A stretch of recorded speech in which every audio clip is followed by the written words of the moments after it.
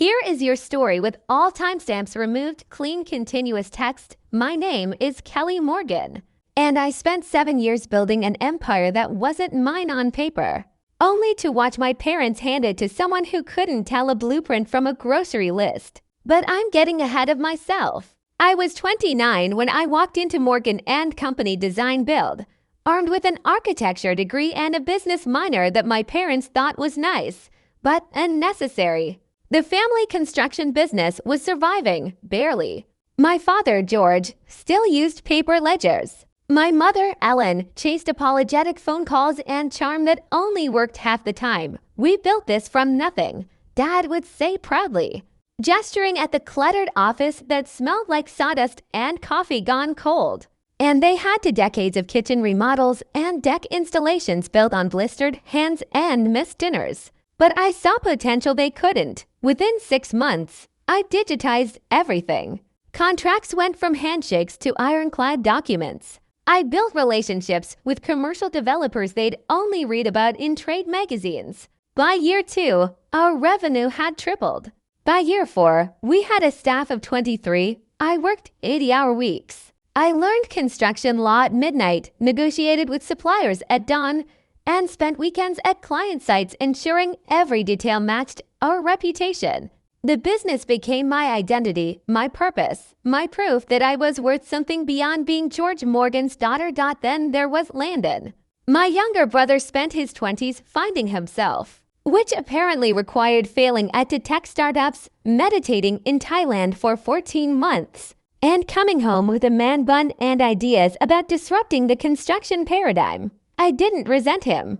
Not at first. He's creative, Mom would say defensively when Landon missed another project deadline. He connects with people, Dad would add when I stayed late fixing another client relationship Landon had damaged with his casual approach to professionalism. I told myself it was fine. We were family. Different strengths, same team, until that Friday afternoon when I found the envelope on my chair. The letterhead was official.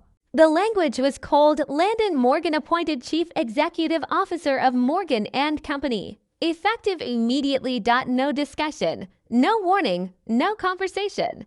My name appeared nowhere in the document. I sat in that back office for 20 minutes, staring at words that rearranged my entire existence. The building hummed around me. Phones ringing, contractors laughing in the hallway, the coffee maker gurgling in the break room. Everything continued as if the ground hadn't just opened beneath my feet. I didn't cry. Crying would have meant I was surprised, and some part of me had always known this moment might come. That night, I made a decision that would change everything. I backed up my personal files, then deleted my contribution from the shared drive. What remained was theirs to figure out. Or not. Monday morning, I didn't show up. The first call came Tuesday.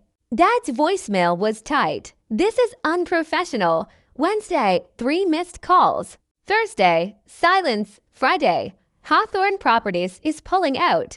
They want you on the project. I replied, ask your CEO. That's when they realized something was wrong. Soon, the company started unraveling. Clients left. Systems failed.